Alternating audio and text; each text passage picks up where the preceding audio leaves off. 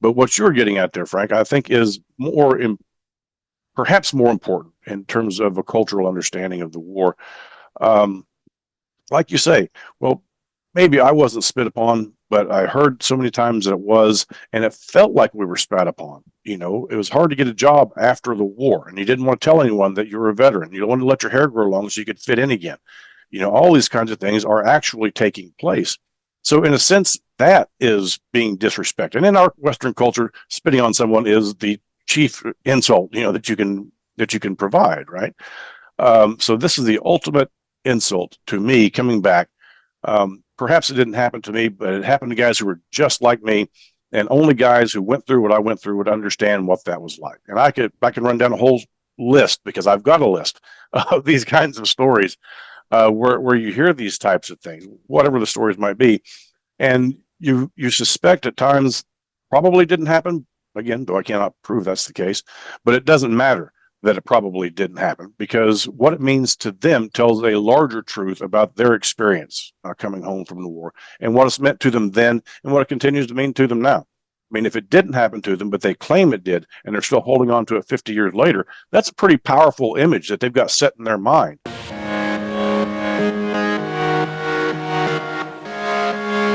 Minutes with. Okay. Hi, and welcome back to another episode of the Life in Bomb City podcast. My name is Aaron Favor. Today, I've got a special guest and the distinct honor to get to welcome Dr. Kelly Crager from the Oral History Project at the Vietnam Center and the Sam Johnson Vietnam Archive at Texas Tech University, with a PhD in history from the University of North Texas, and an academic focus on military history, memory, and the Vietnam War. Dr. Crager has played a pivotal role in preserving personal narratives of those served and lived through one of the most complex periods in American and Southeast Asian history. He's also the author of Hell Under the Rising Sun, Texan POWs and the Building of the Burma-Thailand Death Railway, a critically acclaimed account on the experiences of Texan prisoners of war during World War II. His work in oral history has helped ensure that the voices of veterans and civilians are preserved for future generations. A really brief background about the Vietnam War, maybe right before we get started, and then we'll immediately go transfer over to Dr. Crager. Also in the studio, I've got Dr. Frank Belizzi here from the Social Sciences Department at Amarillo College, and he's going to help me field questions and try to ask. Glad to be back. Thanks. The Vietnam War was a Cold War era conflict between communist North Vietnam and U.S.-backed South Vietnam. It became one of America's longest and most divisive wars, marked by guerrilla warfare, heavy civilian casualties, and widespread anti-war protests at home. The war ended with the fall of Saigon in 1975, leading to the reunification of Vietnam under communist control. Dr. Crager, we are so blessed, and it's a pleasure to be able to have you here today. Thank you for coming on the show. It's my pleasure, fellas. Thank you very much. I'm looking forward to it. So can you tell us a little bit about what it is that you do? What is involved with the Oral History Project exactly, and how does that process work? We're glad to. Oral history, of course, we know became a much more popular primary source beginning in the 1930s, really with the slave narratives of the WPA, but has continued on as a real force as a primary source as it began to grow, and methods became more and more professional and refined to what it is today. And there's just some really fine, top-notch oral historians out there, not just in the U.S. but around the world. But I won't say any, but most oral history projects do full life interviews with their subjects. They start with the earliest times, when were they born, family background, these kinds of things, schooling, childhood, before moving into whatever the relevant topics will be. For me, it's the Vietnam War and the military experiences in their life through that lens of Vietnam. And it's important to do it in that way, in that we don't know what future generations of scholars are going to want to know. So we have to be very broad in our approach. I mean, perhaps there's a doctoral dissertation waiting to be written on the early life influences of Marine Corps helicopter pilots, in the Vietnam War. So all of our levels of education or thoughts on the war before going to Southeast Asia. All of these things are fair game for scholars of the future. So we try to make this as broad and as all-encompassing an interview as we can. Or the post-war life of veterans, or whatever the topics may be. All that stuff is very, very important. And if we just did the jump right into it, for me, for example, interviewing a veteran and say, all right, it's 1965, you land at Tan Son Nhut, this is where the story begins, tell me about it. Well, that's not where the story begins. The story begins from the earliest parts of a person's experiences. And it lets us know who they were before they got to Vietnam, in addition to who they became after the Vietnam War. And once these sources are gone, they're gone. Once they're gone for 10, 15 years, folks pass on. We can't get a second chance to interview these folks. So we try to make it as broad, as broad a sweep through their lives as we can, just as a service to posterity. But the longer I do this, the more I realize what a service it is to the veterans' family members as well. Sons and daughters, wives, nieces and nephews, perhaps don't have the opportunity to talk to their loved one who was a Vietnam veteran for any number of reasons. And we can talk about that later too.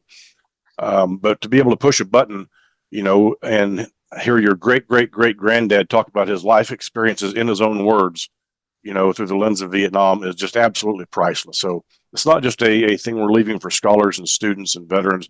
It's for future generations of family members as well. Well, Frank, would you like to ask the next question? Sure. I'd like to ask a little bit about the archive in Lubbock. So I've dabbled, I would say, in the historiography of the U.S. in Vietnam. And one thing I noticed, I was one of those readers who wanted to read, cover to cover, not just, kind of gut a book or whatever, but like read the whole book. And I did that with several titles in the historiography of Vietnam. And one of the first things I started noticing, of course, was that when I read the acknowledgement sections of these books, the authors would always mention a trip that they had made to Lubbock, Texas, and the Vietnam archive there. And then I came to realize that, I believe this is right, you can verify, that Texas Tech became home to the largest, best non-government Vietnam archive in the world, in terms of the U.S. in Vietnam. And if that's true, assuming that is, what's the backstory of how that archive came to be? What's the history of the archive in Lubbock? Great question. That is true. Outside of Washington, D.C. and Hanoi, no one in the world has as much information about the history of the Vietnam War than we have out there at the Center and Archive out there at Texas Tech's campus. It came to be really the one mover and shaker, the driving force behind this was a history professor at Texas Tech. His name was Jim Reckner. He was our founding director at the Center and Archive. And Jim was a Navy vet. He was a two-tour vet. He advised the South Vietnamese Navy, Brown Water Navy, down in the Delta for a couple of tours. And following his career with the Navy, he got his degree at New Zealand University of Auckland, I believe it was, and eventually found his way to Texas Tech to teach military history. He was a historian of Teddy Roosevelt, the Great White Fleet, that sort of thing. And one of the things that Jim always did for his classes was hand out a 10-question questionnaire, for the survey classes, the entry-level classes in American history. And one of the questions was, what American general is most closely associated with the history of the Vietnam War? And this particular time, out of 100 students, one student got it correct. William Westmoreland, obviously, was the answer to that. There's no other answer to that question. And this was in 1988. Saigon had only fallen 13 years before. The Tet Offensive was 20 years before that. And here was an entire young generation of students who apparently had no feel for or understanding of what the Vietnam War was. And as a historian and as an educator, Jim was nonplussed by this, as you might imagine. And as kind of a fiery, cantankerous guy and a veteran, he was certainly nonplussed for this. So we thought, we got to do something about this. I'm obviously going to have to teach a course on the Vietnam War here.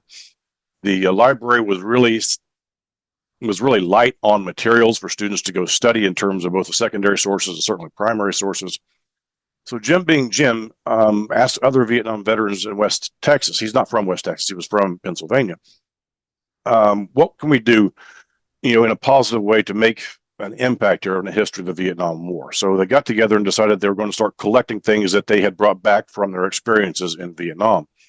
The first collection was a letter, or the shoebox full of letters from a Navy corpsman who served with the Marines. He was from Slayton, Texas, which, if you know your West Texas geography, is not very far away from Lubbock.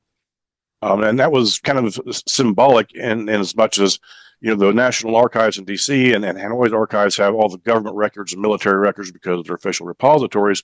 And we have an awful lot of that too. Don't kid yourselves. But ours is a much more personal look at the individual aspects of the Vietnam War, in addition to the traditional governmental and military records. So to start it off like this, I think was really a stroke of luck, a stroke of genius, and really set the tone for what we were going to do later on. So from that very humble beginning, it grew out of Jim's briefcase. Jim would acquire sources from different individuals. I think for a while, he was purchasing government documents, if he could get the history department or the library to purchase them, or not do it himself in some cases. So out of his briefcase grew this enormous organization that we have now. Jim was one of those guys that if you didn't say no to him, and the university and department didn't say no, he assumed it meant yes. So he kept on building this thing and building this thing. And Jim passed on, I believe, in 2017.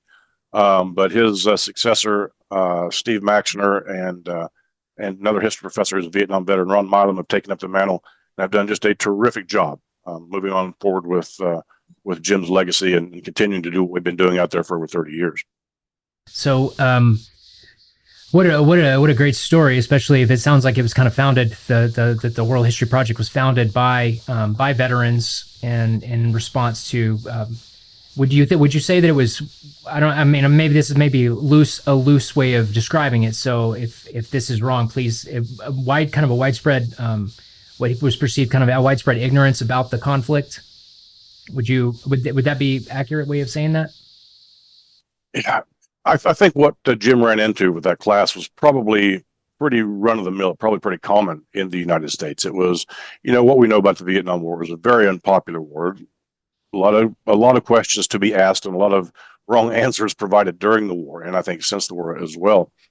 So it was an easy one to stop thinking about, and it was so caustic, both in terms of domestic bliss at home, the changes that were taking place in the military as a result of this, and the changes that's taken place in the military as a result of social changes in the United States.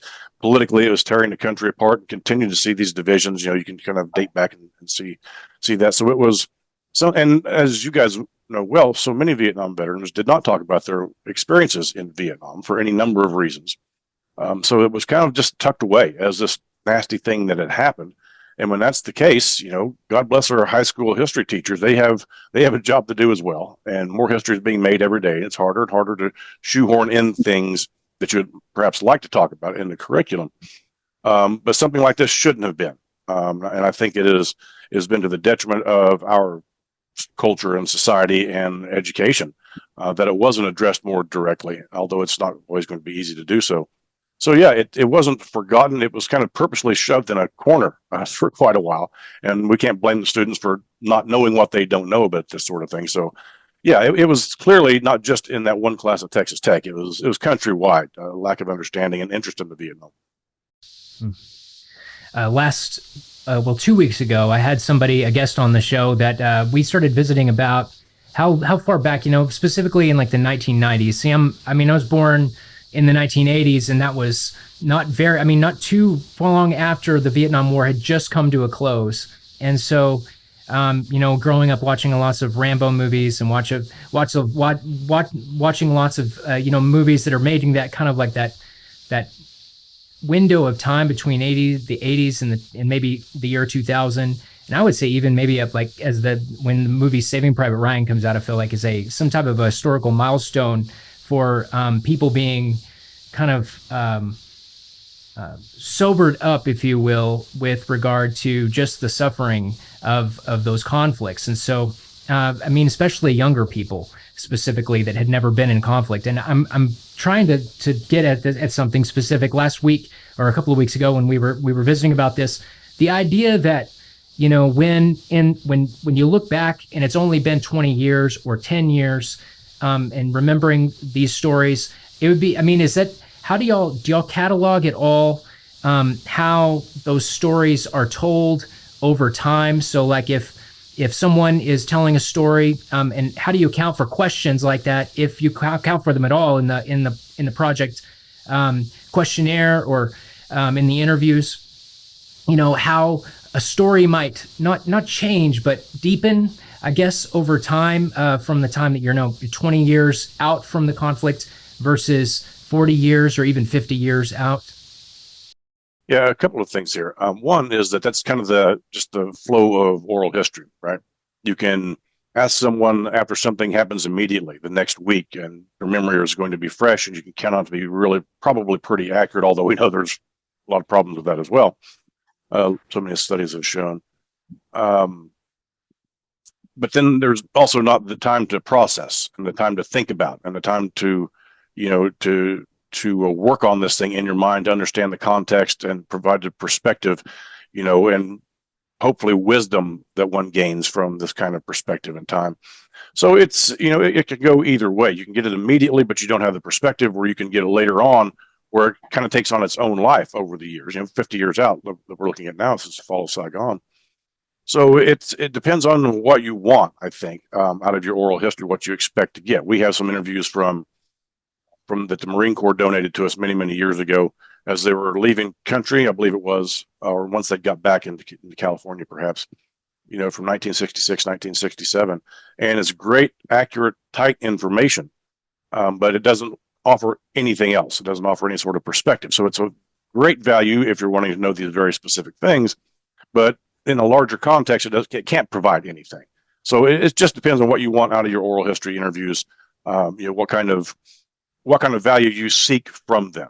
And ours, well, we can't go back and get the perspective and the real accuracy. We know that. So we rely so much more on, almost necessarily say fading memories, but certainly older memories, and how accurate they're going to be. But again, that's part of the oral history process as well, in that we all know that not everyone's memory is going to be perfect. So when we use oral histories as research or for our research, we have to try to triangulate that. We got to find 4, 5, 6 people saying the same thing if we can before we can make any real serious statement on what happened just based on people's memories. And even that can be problematic as well. But again, that's up for the researcher and the author to do that work themselves and try to find secondary or other sources that will also help corroborate the points that they're trying to make. They're pulling from oral history interviews. Doesn't mean we shouldn't do it, obviously, but there are problems with it for sure. The second thing is the way we approach it out there. I look at the oral history project like I'm taking in government documents or photos from the Vietnam War, or slides or whatever it might be. These are primary sources that we don't want to add anything to any more than we absolutely have to. Now, in an interview, of course, the interviewer is as important as the narrator, or nearly as important as the narrator. But I try to be very hands-off with this sort of thing, because I don't want my editorial spilling out into their interview. I mean, this is the raw stuff of history. I treat it like it's a primary source document, like it's a Magna Carta or a Declaration of Independence. So we try our best to just provide access to these primary historical sources without our own editorializing on top of it. For us to catalog them and place them in oral history interviews, for example, online, and try to connect them in some way to other oral history interviews, is me imposing my thought processes and my will and my interest and my biases on them, which is something we definitely don't want to do. We want people to take each record on its own, each oral history interview on its own, and to come to their own conclusions. And if they want more perspectives, then again, it's up to them to do the work to find the others. Our job is just to have a clearinghouse of raw material, raw information about the history of the war, and let other people come in and draw their own conclusions. Well, we've talked about archives. We've talked about firsthand accounts, that sort of thing. I want to zoom out and maybe ask a question about the historiography of the U.S. in Vietnam. For people who aren't familiar with the word historiography, that just means what's been written about this history. So not primary sources, but these are secondary sources written by historians. And when I dabbled in the historiography of the U.S. in Vietnam, I encountered the orthodox versus the revisionist position. So you can correct me if I've gotten this wrong, but I think the majority position among historians, sometimes labeled orthodox. And I like to talk about, I like to have books in my hands when I talk about them. So I'm holding up a copy of John Prodis's book, Vietnam. And then his subtitle says it all: The History of an Unwinnable War. Right. And then his dates are, the range of dates, 1945 to 1975. So as far as Prodis is concerned, the U.S. in Vietnam is at least a 30-year story. And this orthodox position, which accounts for most historians who have written about the U.S. in Vietnam, basically sees this enterprise as it's wrong-headed, it's unjust, a major national mistake in both its goals and its results, is where a lot of historians are coming out. Now, they are opposed by a minority group of historians who, and this is kind of interesting because they actually embrace the term, or they're okay with the name, the label revisionist. So a lot of times when someone speaks about revisionist history, it's kind of a slam or it's kind of a diss. But sometimes you have a group of historians who say, yeah, we're out to revise the standard story because we think it's wrong. And so if you want to call us revisionists, fine. We're fine with that. And it seems as though the revisionist historians of the Vietnam War are okay with being called revisionist. Anyway, one of their champions, I'm holding up his book, or the first volume of, I think, what is a 2-volume work. Mark Moyer is the author, and you can hear his position in his main title, Triumph Forsaken, the Vietnam War. He starts at 1954, and in volume 1, which I've got in my hand, the end date on that is 1965, but of course he doesn't intend to stop there and didn't stop there in his overview. And the revisionist view sees the war as a noble enterprise that was designed to help, to be a major episode in saving the world from totalitarianism, communism, but that it was improperly executed or just plain abandoned. Moyer's title, Triumph Forsaken, he just kind of gave up before the game was over, so to speak. But that the war was actually, this enterprise was justifiable, and it was certainly not unwinnable, as Prodis would say, but that it was a very winnable war. And I'm curious, where do you come out? Would you classify yourself as orthodox, revisionist, both, neither, and why? A great question. I mean, like you say, typically in historiography in the United States, we think the orthodox is the standard set that's been around forever. And then the new left comes in the 1950s and 1960s, and they're the revisionists, and they're changing the way we look at everything. And we understand that history works that way, of course. The writing of history, the understanding, the teaching, the studying of history works that way. And that was the case here. I mean, in the 1960s, you have a generation of history professors, for sure, others as well, but certainly those in history departments, political science departments, et cetera, who were new left. They're a result of the educational shift. And then they witnessed what was going on in Southeast Asia. And from their perspective, it looked like something, as Prodis would argue, or did argue so eloquently so many times, that this was just a tragic mistake, and this thing needs to stop. We see the protests were part of the protests. We're going to teach our students to look at this in this way. This doesn't go away, by the way, fellas. We still see it all the time today, of course. And then, yeah, when things start to change in the 1980s and certainly the 1990s, those who would call themselves revisionists believed it certainly needed to be revised because, the orthodox view of the war is not a complete one. And some would say it's a wrong one. I'm not sure that I would go that far. I'm neither. I understand the value of the orthodox interpretation of everything that was the Vietnam War. It set the standard for everyone. I mean, it's the post we drove in behind us to see how far we traveled in our understanding of the war. So much of that is so important, and so much of it still holds up really, really well in terms of interpretations and motivations and things like that.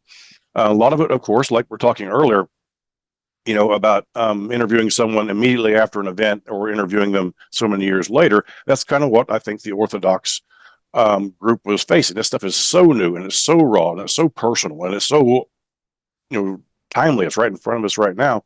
That perspective, perhaps they didn't have as much perspective as someone, a revisionist like Mark Morey, who's just a terrific historian, terrific author. And Mark and people like him have certainly filled a void there. And I think also it's a matter of, because as you might imagine, revisionists are oftentimes very popular among many Vietnam veterans because it offers them a voice. For so many years they heard this was a wrong war. By God, I sacrificed when I was 18 years old and I lost friends, and all this has really had this kind of impact on my life. And I don't want to believe that this was an unwinnable war. I think that we did our best and we were noble and it was a good cause. And by God, I think we need to look at this differently. And people like Mark have done that very thing. And it's not just filling a market. I think it's a commercial market, although it certainly does that. But fills a market of need among many Vietnam veterans to help explain their point of view in a way that they perhaps haven't been able to explain it. And both are very, very important. I don't care if you're talking about the market revolution during the Jacksonian era, or you're talking about Vietnam then and now. We have to strike some sort of balance. And without orthodoxy and without revision, there's nothing to balance. It's just one or the other. So, that's one of the wonderful things about the study of history is these things do change and they do kind of come together. And that's what we're beginning to see now. There's so much really well-balanced multi-archival works being done out there. Pierre Asseline and Ed Miller at Dartmouth, our good friend Jim, my good friend, he lived down in Georgetown. He'll kill me now if I can't think of his name. But they're looking at things from a different perspective. They're looking at, okay, this is what was said here. This is what was said here. How can we kind of meld this together and come to any real serious conclusion? Jim Wilbanks. Sorry, Jim. Let's not just be ideologically driven, which is what a lot of the Orthodox were, and it's what a lot of the revisionists are ideologically driven. So let's get rid of that. Let's bring the best parts of both studies together, and let's open it up, not just looking at the National Archives in Washington, D.C., not just looking at the Vietnam Center and Archive at Texas Tech, but foreign, French sources, Vietnamese sources from both sides of the conflict, Thai sources, Laotian sources, anything we can to try to bring together a better and more full understanding of that. And I think that because of the other two schools of thought kind of running their way through the historiography of this, we're in a lot better place now when it comes to much more balanced, much more nuanced, much more comprehensive studies of different aspects of the Vietnam War. And we're really benefiting from that as a group of Vietnam War historians now. Great answer. And I'm glad to hear that it sounds like there's a kind of a quest or a search going on right now to kind of bring those two positions together and maybe come up with something that's a little bit more like a synthesis that's more believable, maybe to both sides or to people in the middle who are looking for some sort of balance between those two positions. You mentioned Vietnamese sources, and I immediately thought about yet another book I have in my hand right now. And this is called, the subtitle of this book it's called A Novel of North Vietnam. And it is the great book by Bao Ninh called The Sorrow of War. And wow, for those of you who are watching and have never read this book, it's not for the faint of heart. But kind of a gut-wrenching novel. When you start reading this book, okay, so I will give this part away. When you start reading this book, it seems pretty clear about 15 or 20 pages in that this is a thinly veiled memoir written by Bao Ninh. There's just so much, there's so many poignant scenes. There's so much there that just seems like, wow, this seems like this guy's biography. And I don't think he would or did debate that. And so, and it's not particularly flattering to anyone. The title of the book is The Sorrow of War. So this is not a pick-me-up, victorious symphonic music in the background kind of a story.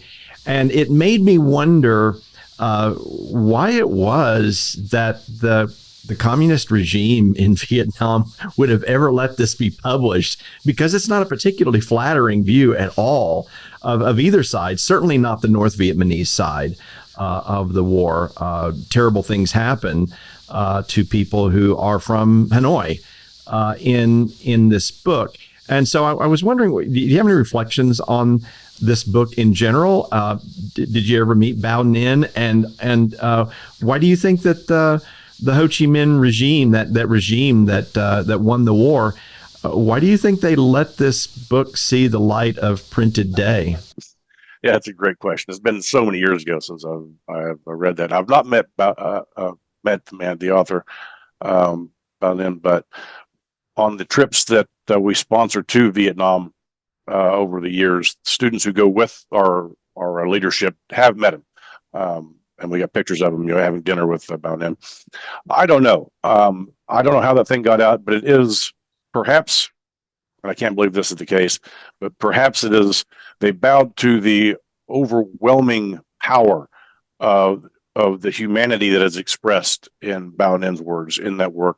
That regardless, we need to let people know what this sort of thing is like. That might be a little Pollyannish. I don't know. I don't have an answer for that one, Frank. I'm sorry.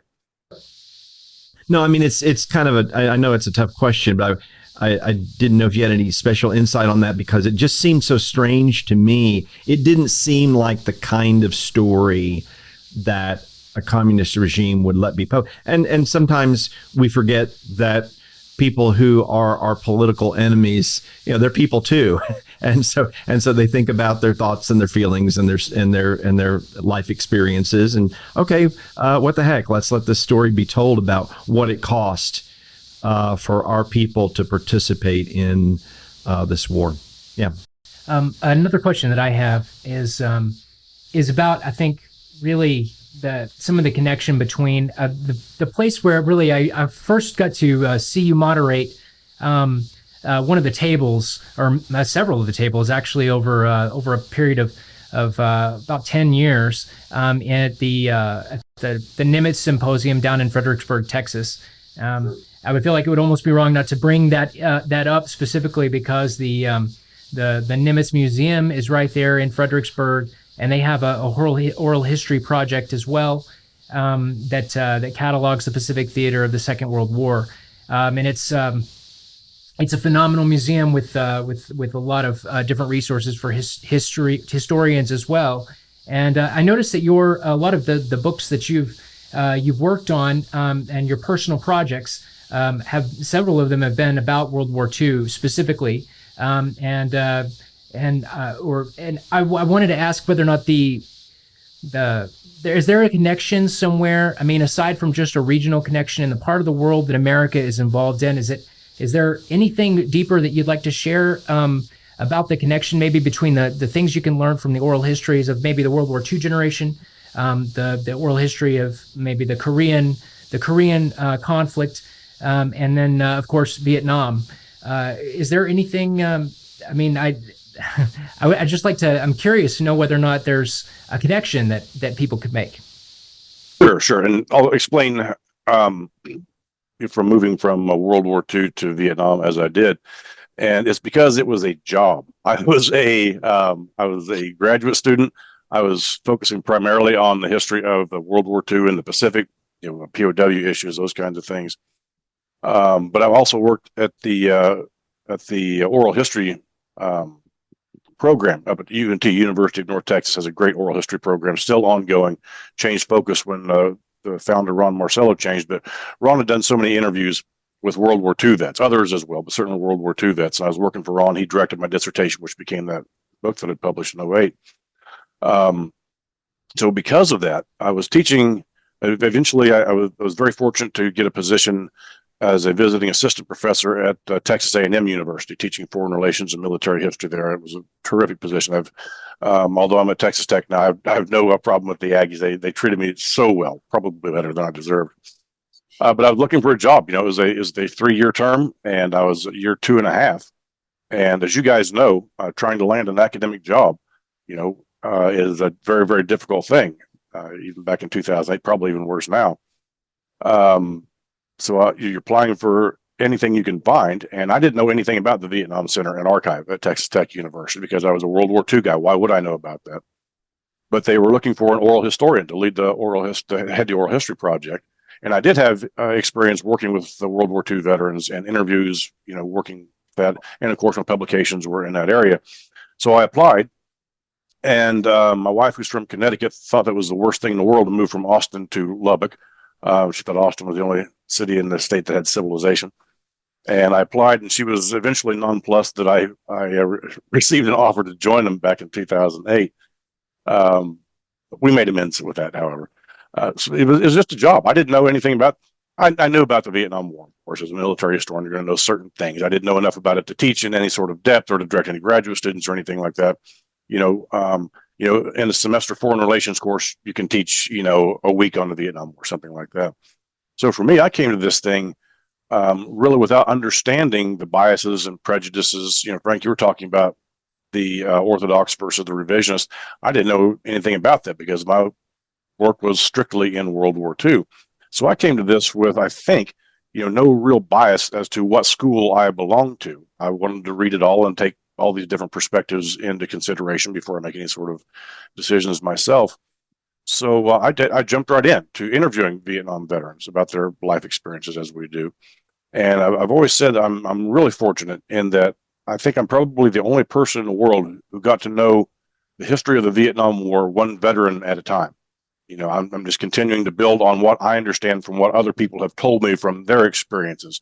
So rather than going in with an orthodox view and then having to contradict the revisionist view, I try my damnedest to avoid that sort of thing and just approach this as neutral as a person can, and to be able to understand and to bring about a more full interview for everybody's benefit. So that's how I got into it. I needed a job. I had 2 kids at home, and my wife was working as an administrative assistant at the time. So Texas Tech looked pretty darn good to me. I'll figure that Vietnam stuff out later.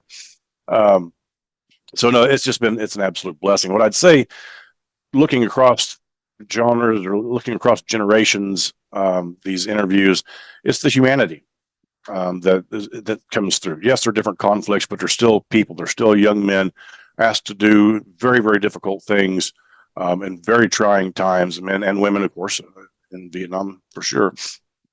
But it's the humanity that comes through. You have to be able to relate to someone who's telling their story. Everybody had parents. Everybody went to school. Everybody grew up, had a job, had played sports, boyfriend, girlfriend. But then the military intrudes into their life one way or another, whether they, volunteered or whether they were drafted or whatever. And that's where it takes over. And, there's a lot of commonality there. Everybody goes through basic training. Everybody goes through AIT or ITR or whatever it might be. And everybody is thrown into the war, whether you're in the gears or whether you're in the rear, it doesn't really matter. But it's the humanity of the story. Everybody sees this. Everybody struggles similarly with difficult times. Everybody celebrates similarly in good times. A World War II veteran can talk to a Vietnam veteran about R&R, and there's a commonality there. Or a Korean War veteran can talk to a Vietnam veteran, talk about how bad the food was, and everybody understands that. They can talk about combat and knowing that they're going to be able to understand that. So those are the things that really can draw a line through, is just this common existence, this common humanity that runs through all of them. Speaking of that, I maybe piggyback on that a little bit and ask about something that I remember reading about. Maybe I encountered this in a documentary. I don't remember the source of this, but the idea was that there was sort of an occupational hazard for people who interviewed veterans. I think Dr. Ron Milam told us 10 years ago that the terminology has gone from PTSD to PTS. It's no longer considered a disorder, and so that's why some people say PTS. But we're talking about post-traumatic stress. And the idea was that you mentioned how only of minor secondary importance is the interviewer and not just the person being interviewed. And that there were any number of people, perhaps in Lubbock, who were regularly interviewing veterans who began themselves to exhibit problems with symptoms that were that mirrored post-traumatic stress. Is that something that you yourself have encountered, or no? Is that a phenomenon? Is that a real thing? And if so, what do you all do about that? That's an interesting question, and I've heard other people talk about this, and it's not just with Vietnam veterans or combat veterans, but interviewing Holocaust victims, or people involved in race riots, or these violent things that are traumatic experiences, and relaying them can also be a traumatic experience for the individual who's being interviewed, and that I can see how that could be traumatic to an interviewer if they were so wired. I can certainly see that. If someone is very sensitive and very attuned to the story that's being presented to them up front, you often don't just take these things or leave them there at work. You're going to take them home. You're going to think about them, whether on a golf course or in a shower, or these things will pop up into your head, and it can be very, very powerful. I can't speak from firsthand experience. That's not been something that I've encountered personally, but I can certainly see how it could happen to others interviewing people who have experienced this kind of trauma. And let's be clear, of course, not everybody in war experiences trauma, and everyone experiences it individually, not more or less, just individually, not right or wrong. It's just according to the person. But it is important to understand that these things can carry an awful lot of weight, and people can be carrying these around for an awful long time. I've spoken with so many people who have dealt with post-traumatic stress and are still dealing with post-traumatic stress. In the interviews earlier this week, I think a couple of times I remember a couple individuals, who are still deeply affected by their experiences, and probably will always be. We're 50 years out and it's still there, and it's going to stay there. So yeah, I've heard that it is a real phenomenon. Fortunately for me, to this point, I've been okay.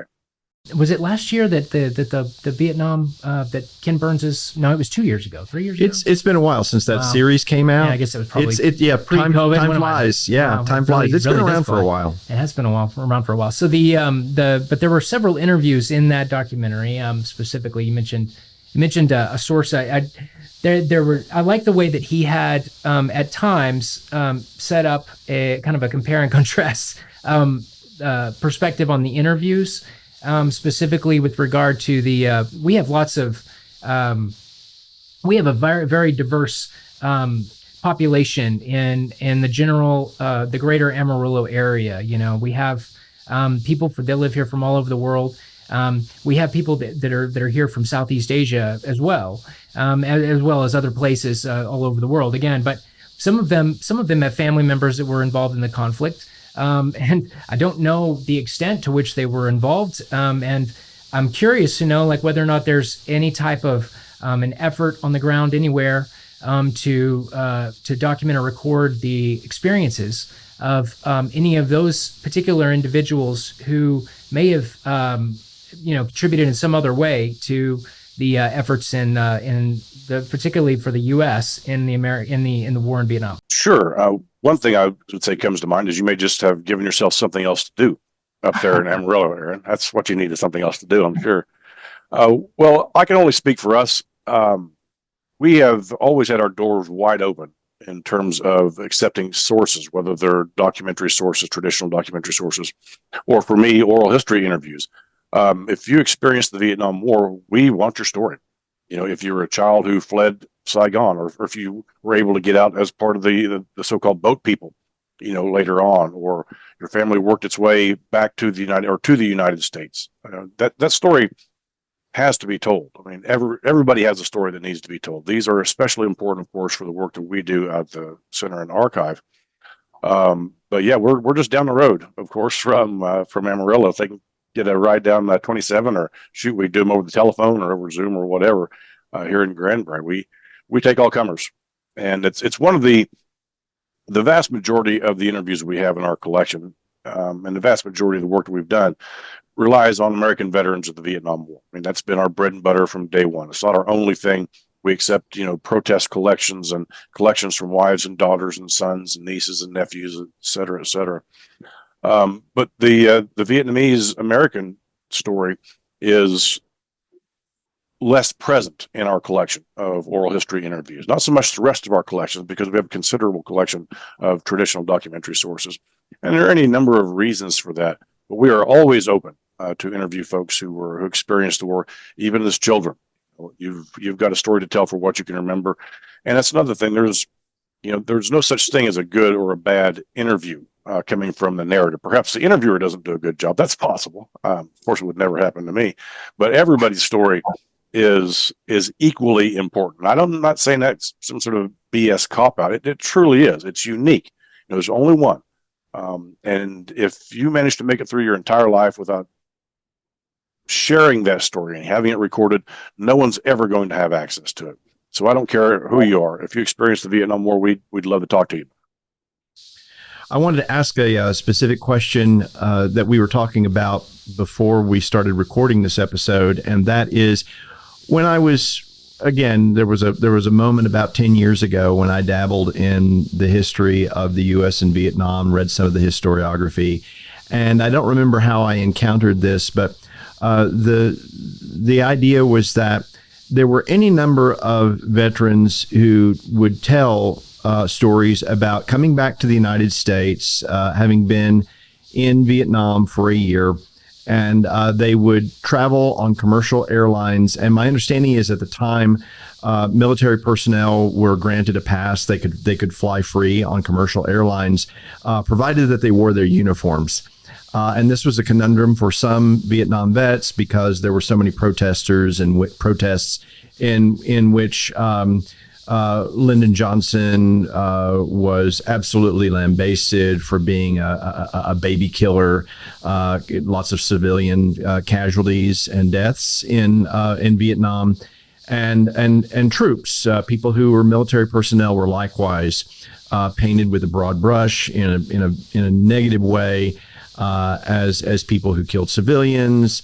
There were any number of notorious stories about people who had junior officers who had given the okay to something like a massacre or what have you in a village in Vietnam.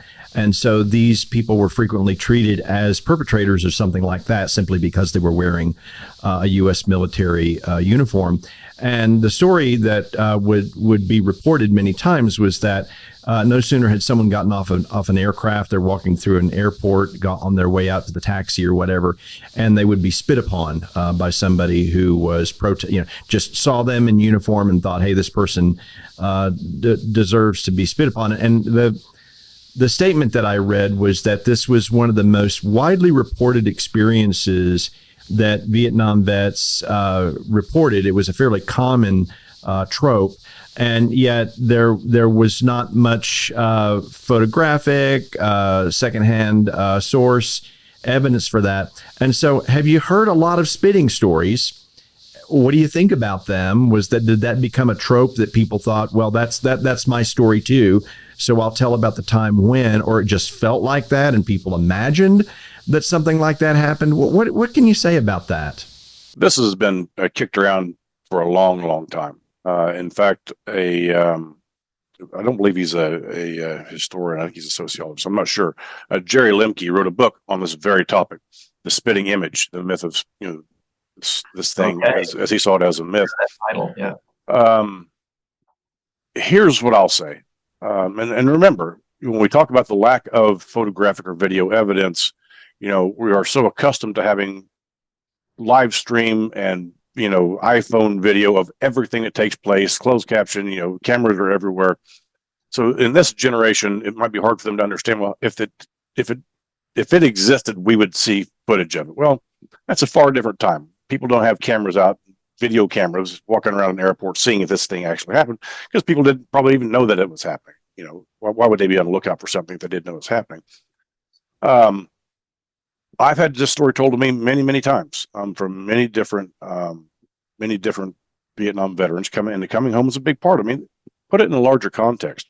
Coming home from an unpopular war where oftentimes really, really nasty things happened, and you want to be back in the safety of your mother's womb, right? You want to be back in the States, and you know, 365 getting on the Freedom Bird and everyone yelling when they lift off, and all of this.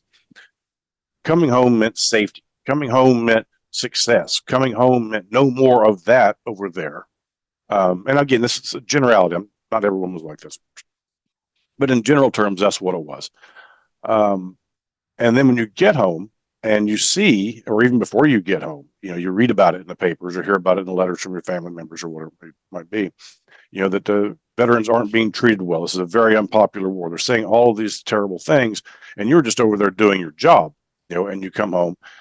So I have no doubt. I have no reason to doubt when someone tells me that they got off the airplane in Travis at San Francisco airport, and that they were spit upon by war protesters, by the dirty hippies they may call them, or by little old ladies. I've heard that one as well. Perhaps it happened, perhaps it didn't happen in each individual case. I have no way of knowing, and I'm not here to make any sort of judgment on that. I'm here to document that and my own judgments aside. And that's not a cop-out. I'll maintain that. I have no doubt that it probably happened. I would have no reason to doubt when someone tells me that was the case, and I certainly don't have any evidence to disprove them. But what you're getting at there, Frank, I think is perhaps more important in terms of a cultural understanding of the war. Like you say, well, maybe I wasn't spit upon, but I heard so many times that it was, and it felt like we were spat upon. It was hard to get a job after the war, and you didn't want to tell anyone that you were a veteran. You don't want to let your hair grow long so you could fit in again. All these kinds of things are actually taking place. So in a sense, that is being disrespected. And in our Western culture, spitting on someone is the chief insult, that you can provide, right? So this is the ultimate insult to me coming back. Perhaps it didn't happen to me, but it happened to guys who were just like me, and only guys who went through what I went through would understand what that was like. And I can run down a whole list, because I've got a list of these kinds of stories where you hear these types of things, whatever the stories might be, and you suspect at times probably didn't happen. Again, though I cannot prove that's the case, but it doesn't matter that it probably didn't happen, because what it means to them tells a larger truth about their experience coming home from the war, and what it's meant to them then, and what it continues to mean to them now. I mean, if it didn't happen to them, but they claim it did, and they're still holding on to it 50 years later, that's a pretty powerful image that they've got set in their mind, and the way that they see the world, and the way they see the world seeing them, and that matters too. That's fascinating. Yeah. That's absolutely fascinating. Yeah. So, you were talking a little bit earlier about oral history being a something that is obviously important to preserve, and that there's, even now in this just last question and in your response, the importance of being able to understand, I guess, the depth of experience. And the facts are extremely important, and they're important in cataloging events, and they're important in documenting and learning and everything else that we experience, because we experience it that way. But also the way that it's lived out, so what is there anything that and this is going to be a broad question, as all of them have been, and it might be like, there may not even be a question in here, so it may be up to you to find it. Oral history also kind of informs how we interpret things in the present. So hearing the stories, whether it's from presidential candidates or any type of political candidate, or it's people that we're watching on television, or even a book that we're reading, can influence how we perceive the situations and happenings or happenstances around us. And is there any type of comment that you might want to add on to that, specifically as we're kind of living in the present and trying to interpret or unwrap sometimes mysteries in the present using the past? There's just no way to escape the present, right? Well, I guess there are ways, but they're not pleasant. We are necessarily going to be influenced by what's going on around us. And now with the 24-hour news cycle and endless information being spewed at us, and, get off the topic here, we get so polarized because we live in silos, and we only want to read this kind of news or hear from this kind of person that validates our prejudices and it doesn't do anybody a goddamn bit of good to do it that way. So, but there's just no way to escape the presentism when we look at the past. As people get older, sometimes they become more conservative with how they view things. But I'm sure they don't necessarily see it as being conservative because the times have changed and they haven't. That's what makes people conservative, I guess. But yeah, there's just no way to escape that. Discussing foreign policy with many Vietnam veterans, because sometimes that topics will come up, and they've had experience. They've been around longer than I have, so I like to hear what they have to say about these kinds of things. There's no escaping the politics of this sort of thing, which side they're going to stand on, whether it's the left side or it's the right side or whatever, which is why independents are always so refreshing to talk to and to interview for sure. But I don't know if there's anything I can add to that. I mean, there's just no escaping where we are in time, and it's necessarily going to influence how we look back at it. One of the great gifts the Vietnam veterans gave was that really rocky homecoming that so many of them had, that they were able to give that gift unknowingly to the next generation of American warfighters who come home and we can't do enough for. And, to a man and woman of Vietnam veterans, they're thrilled that they were able to give that gift. They didn't know they were giving it, and they sure as hell didn't like it when it was going on. But now that they see that, it's a real point of pride for them. So sometimes it works for the benefit of for everybody as well. Sure. I remember, I guess it was, we call it the first Gulf War, but when George H.W. Bush told the country that we were making plans to go into Iraq, I'll never forget this. There was this moment in over several weeks when it became very common and people sort of patted themselves on the back when they did it. And they would say, well, I'm not too sure if this is this the right kind of a military intervention for the United States to be taking on. I'm not so sure about that, but I support the troops. People said that over and over again. I've got my doubts about this, but I support the troops. And of course, the way that we treated Vietnam veterans was in the background of that. Like, we weren't going to make that mistake again. And so in about 15 years' time, we had sort of processed that. We had kind of, as a nation, we had sort of figured that out, that no, we're never going to so terribly mistreat our military personnel who, as you said earlier, they had gone into country either as volunteers or drafted, but they were going to do their duty and serve their country and answer the call. And then were treated so terribly. And I think the nation finally figured out that was just so wrong, regardless of what you thought about the Johnson administration or the Nixon administration or whatever the case might have been, or about military leaders. It just was so wrong for us to treat hundreds of thousands of people like that. And the shoe could have been on the other foot. It could have been the veterans staying at home and us going over there.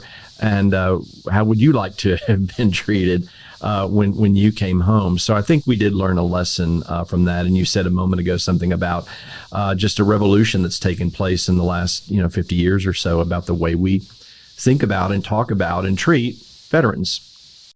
Yeah, it was shameful. It was just a national embarrassment. And oftentimes we don't get the message that the world is trying to give us until we are so thoroughly embarrassed that we will never make that mistake again. I don't know if you guys have ever done anything like that. I certainly haven't. But as a nation, in a larger sense, I think that's pretty clearly what happened. It was appalling the way so many veterans were treated when they came home, and it's so much better now. I'm tickled they made that. We as a society have turned that corner, and we have the Vietnam veterans to thank for that.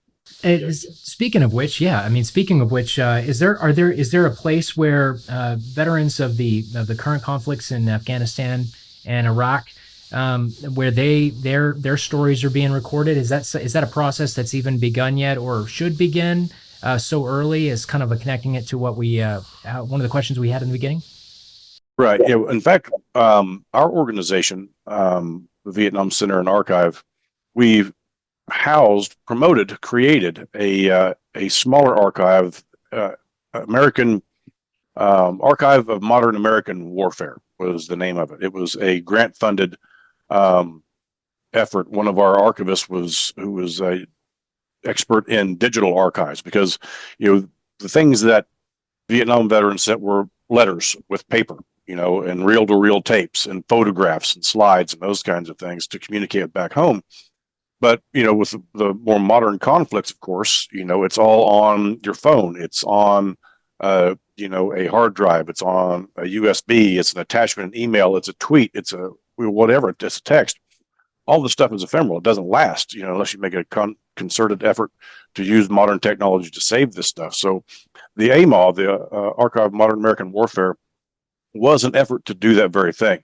And our archivist who was doing that did a number of interviews with veterans there on the Texas Tech campus, and it didn't come to a permanent fruition. Although he did an awful lot of work on this, and I think part of it is because of time.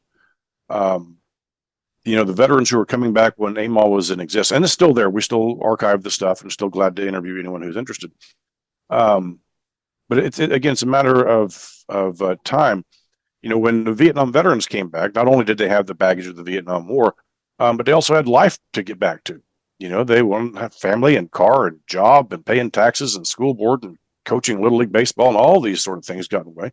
Well, that's what we were looking at with this generation of, the global war on terror, et cetera. These guys and gals have their own lives to get back to. Perhaps they're still serving, or, they're just trying to move on and move forward and don't have that perspective.